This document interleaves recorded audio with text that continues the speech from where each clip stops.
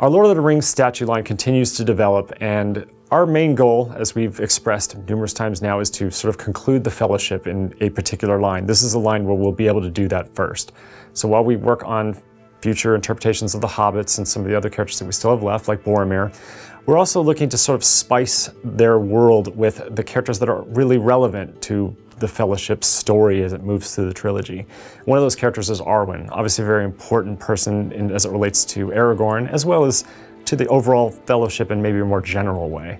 So when we were doing Arwen, we really liked the idea of doing her as a companion piece with the Aragorn, the Strider. We want to portray her walk through the forest with her blade out, being graceful but brave and strong at the same time. So for the exclusive, we definitely want to give a little bit more of a nod back to a moment in the film we all liked, was when she was being chased by the ring race and she, rides by a tree branch, gets scraped in the face. And at that moment though, she also had her pendant of Evan Star. It's a nice little exclusive and a little nod back to a moment in the film without it being that exact screen grab. When we decided to do Boromir, there were several scenes we could have picked from, but we actually thought it would be a lot of fun to do a not so well-known scene, and so we took from the extended versions of the movies. He's giving a victory speech to his troops at Osgiliath. They had just finally taken it back from the troops of Mordor. He's up there giving his speech, he's waving the flag, he's getting them all riled up. What we just thought was fun was just him in all his glory. He's proud, he's happy, he's commanding his troops, they've just won back the day, and that just seemed like it had the right energy and the right feel to just really capture in a statue for him. Although we wanted to capture that scene and that feeling, we didn't want to do it exactly. We wanted to take some artistic liberties and have some fun with it to just make it look good.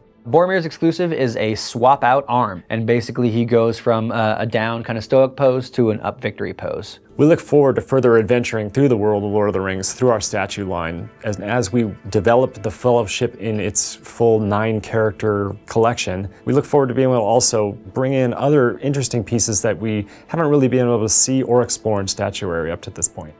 Snow Troll is from a game called Lord of the Rings War in the North, which is a game that's based on some information that's in the books, a little bit of information that's in the movies, and also in some of the appendices. And here you have one of the many Snow Trolls you encounter in the game.